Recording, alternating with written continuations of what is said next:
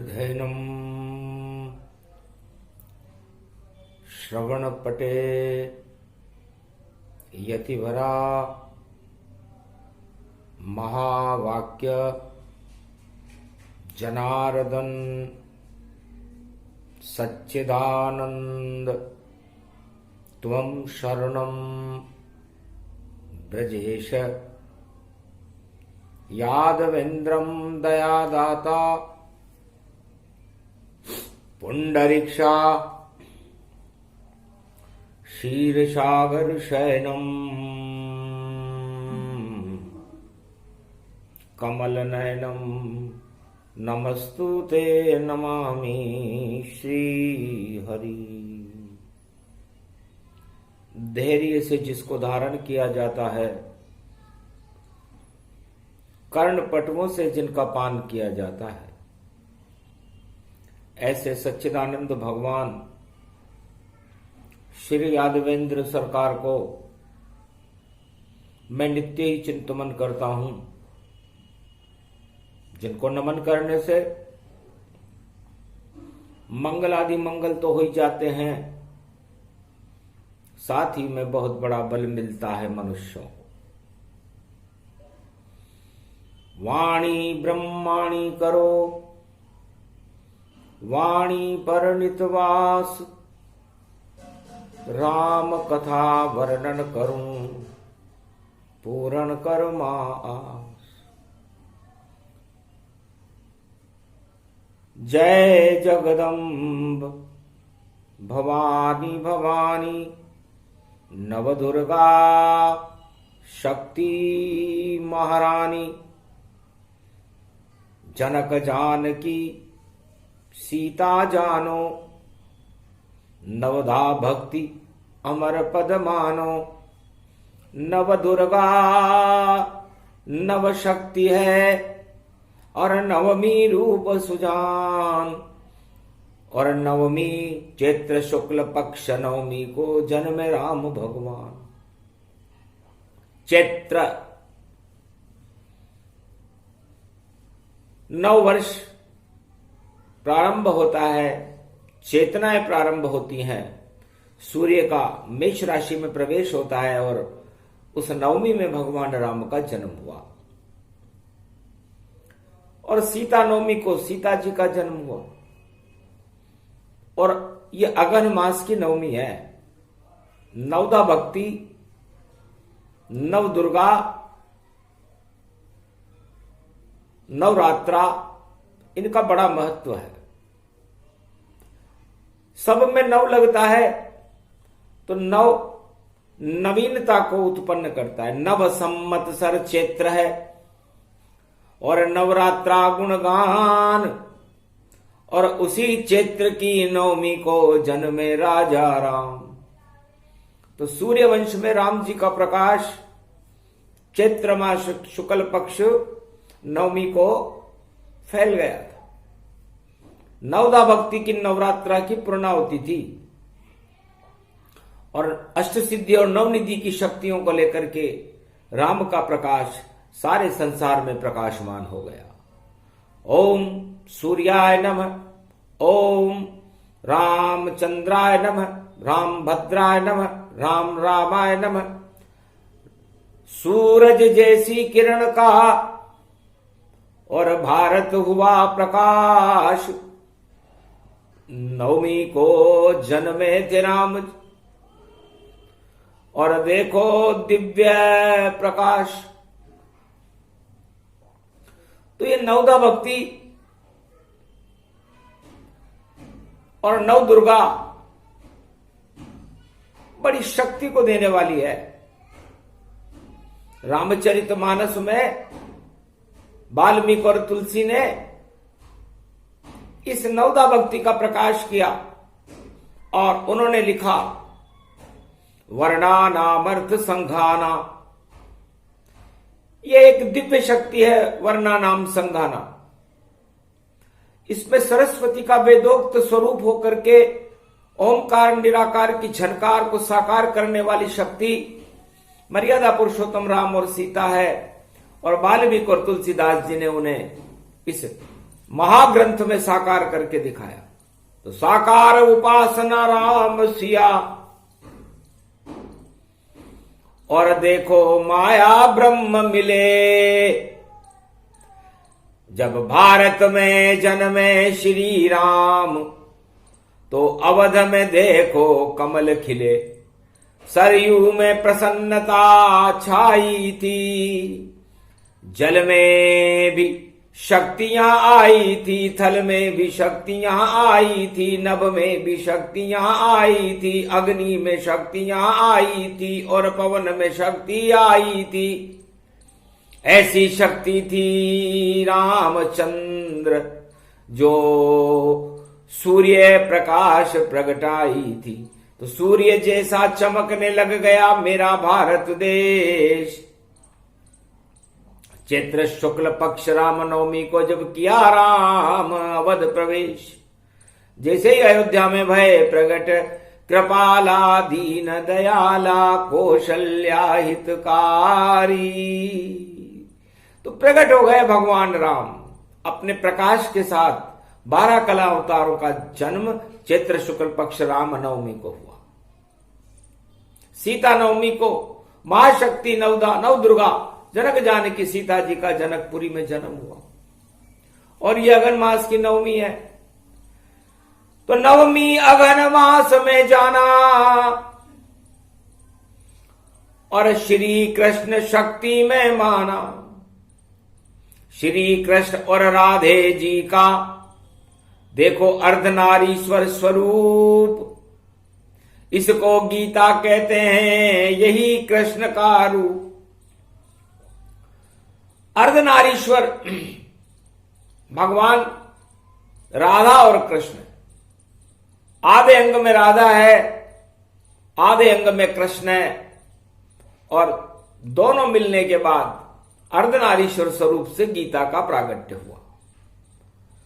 ज्योति में ज्योति मिली, और शक्ति राधे जान, और निराकार की ज्योति का प्रकाश है श्री कृष्ण भगवान।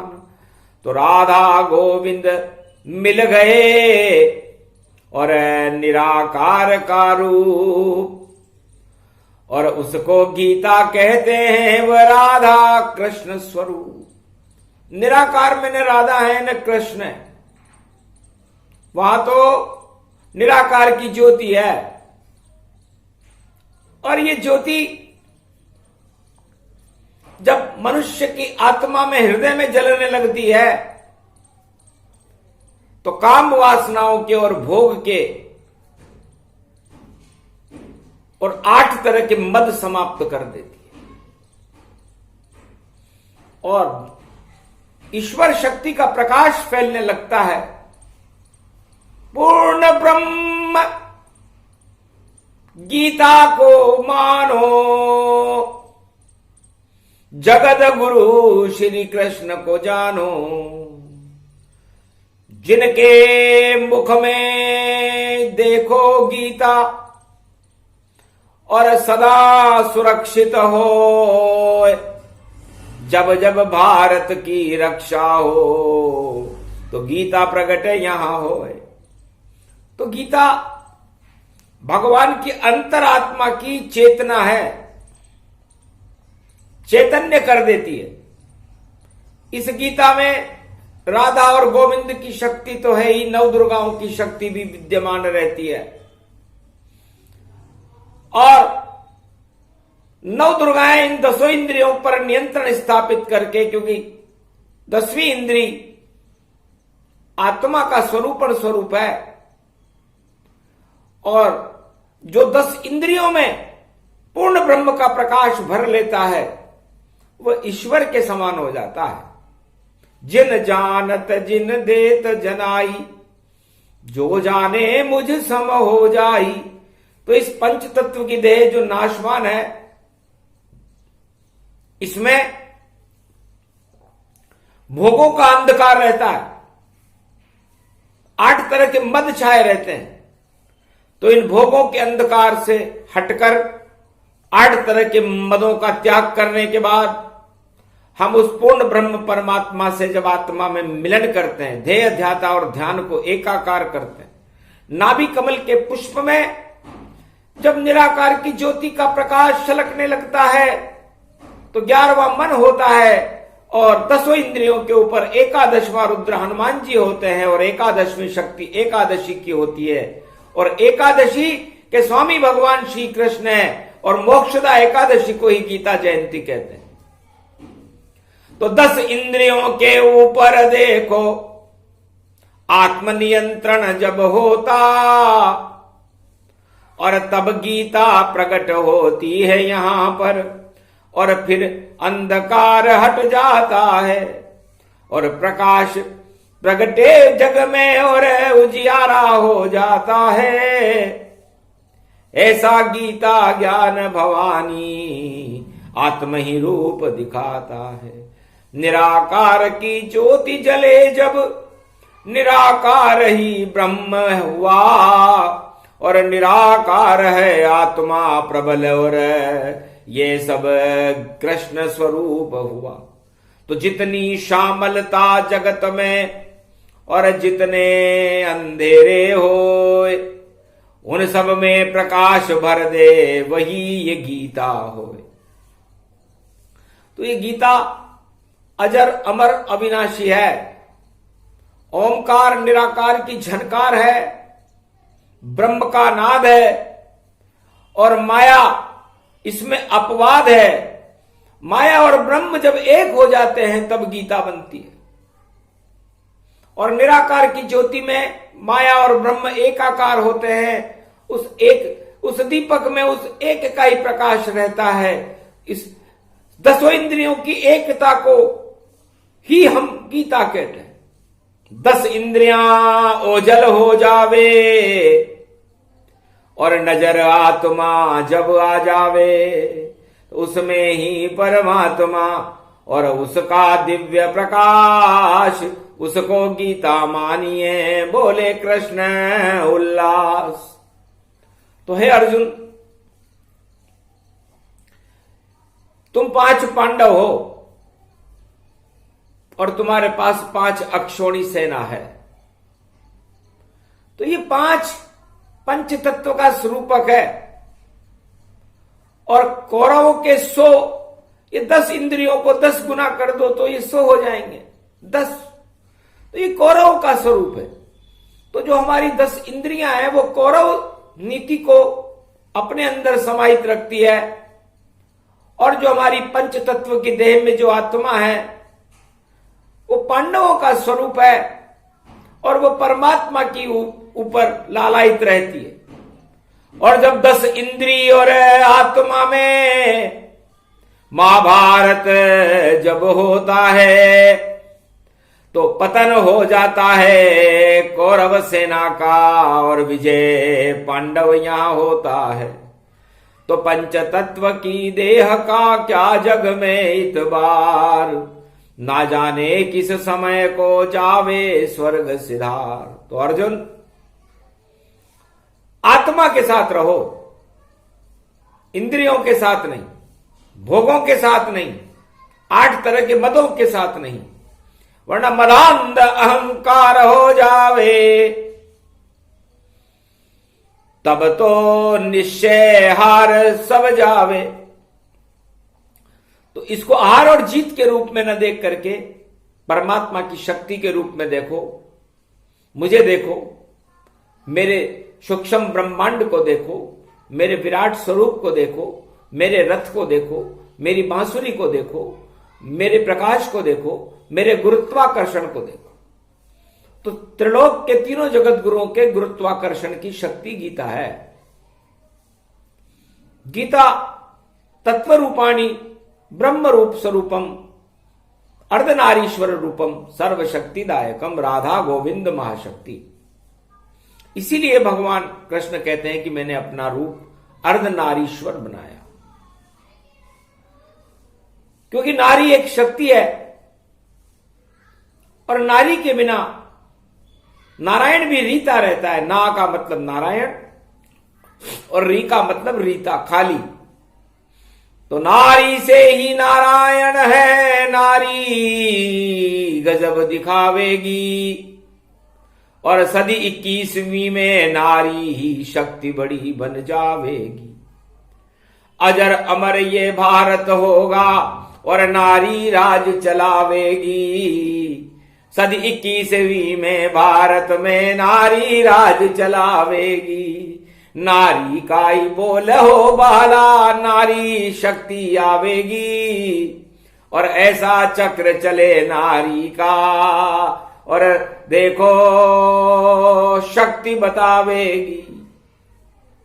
तो जहां जहां नारी की पूजा जिस घर घर में हो जावेगी, वहीं देवता रमण करेंगे, ये गीता बन जावेगी। फिर एक नई गीता का निर्माण कलयुग में होगा।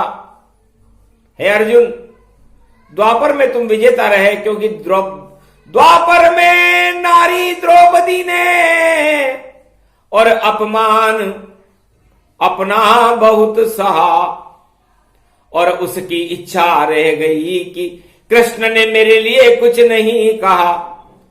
अरे कितनी अपमानित हुई द्वापर नारी जान, केवल वस्त्र बचाए मेरे जो आए कृष्ण भगवान।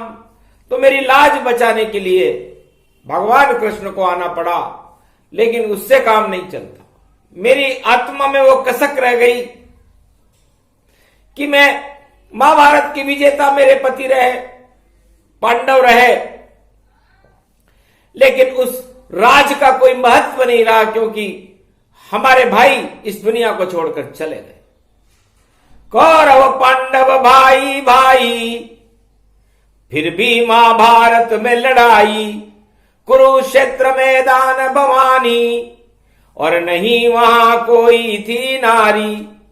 पर नारी के अपमान से महाभारत हो जाए, राजनीति में उल्टा पलटा देखो हो गया जाए। एक नारी का चीर नहीं खिंचता तो महाभारत नहीं होता है अर्जुन, ये भगवान कृष्ण कहते हैं। और उस महाशक्ति द्रौपदी की आत्मा जिसने केश भी खोल दिए थे कि अब तो केश जब ही बांधूं, जब कौरव सेना पराजय हो, जिसने मेरा अपमान किया वह इस दुनिया से गायब हो। तो उसकी जैसी इच्छा थी और गीता पूर्ण पाए, जिसने खींचा चीर नारी का दुनिया छोड़ कर जाए। दुनिया को छोड़ना पड़ा, वंश विहीन हो गई वो सत्ता, कौरवों की सत्ता का नामो निशान नहीं रहा।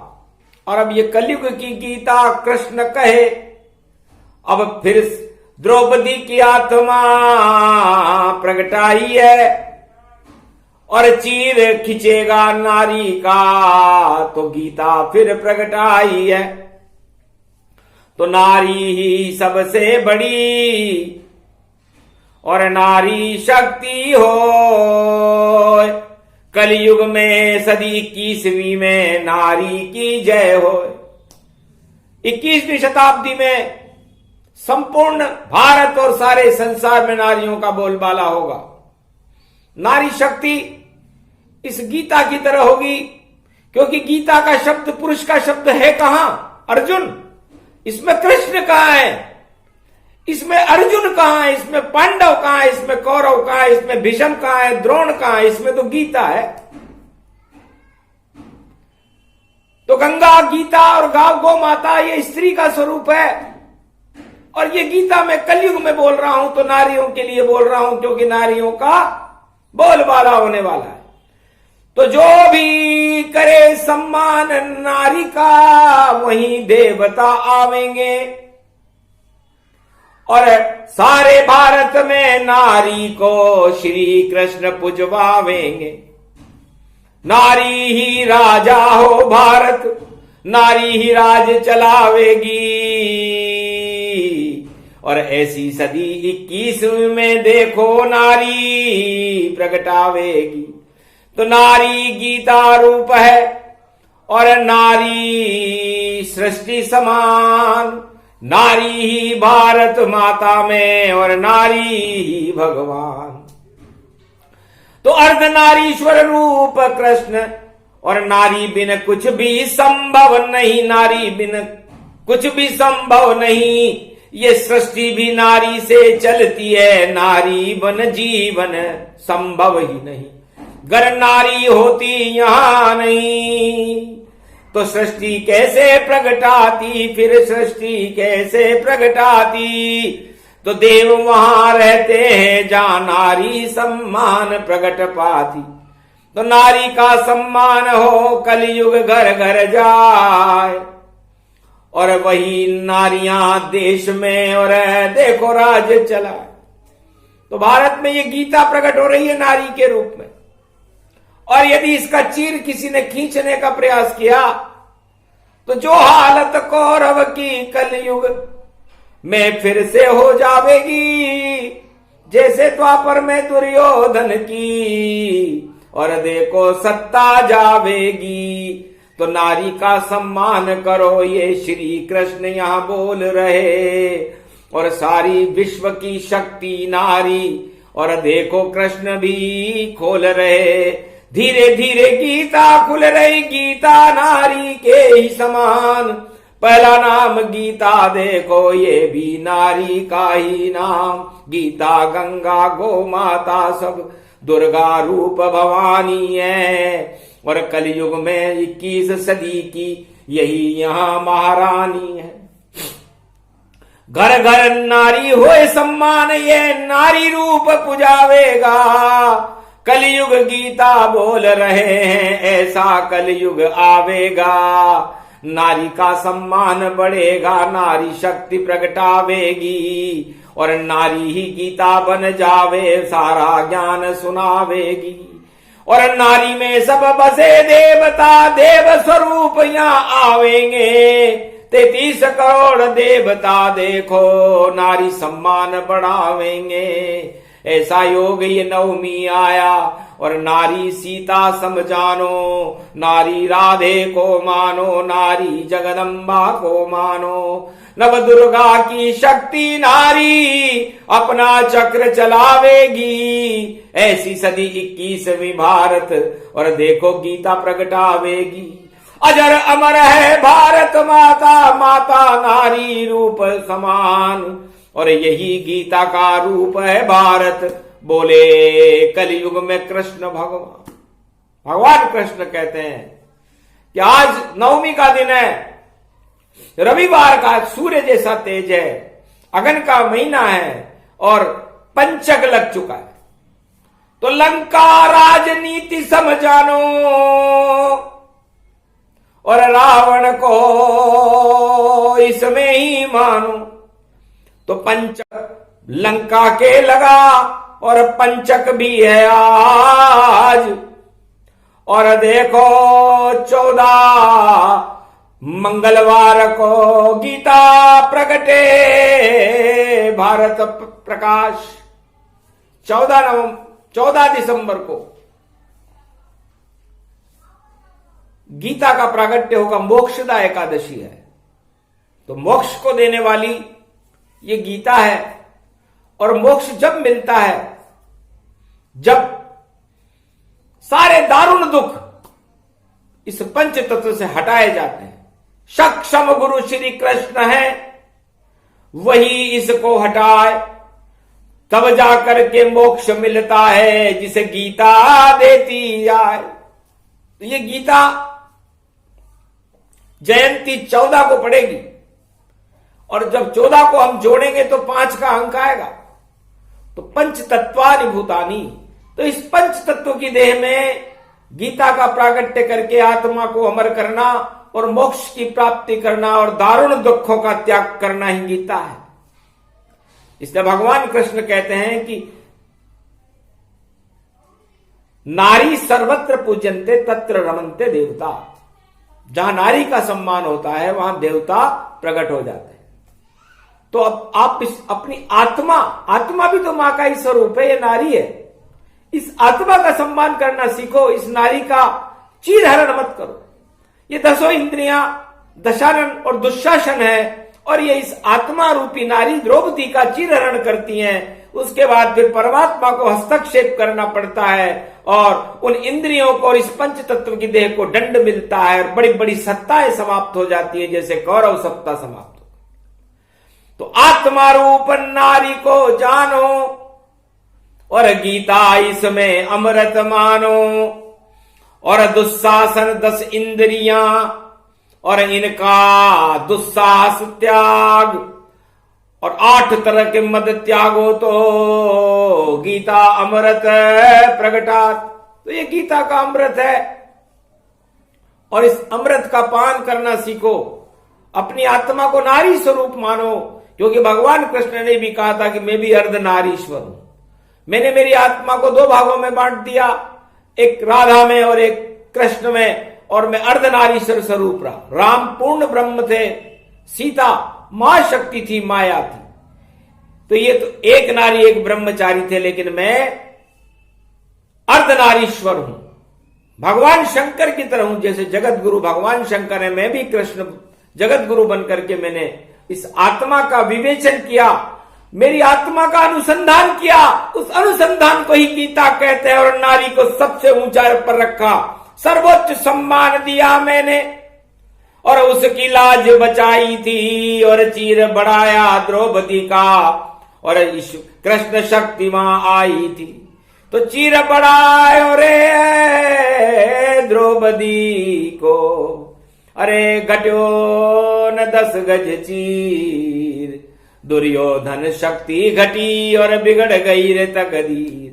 अरे आज आज रे कन्हैया भगवान, बचा ले लाज मेरी।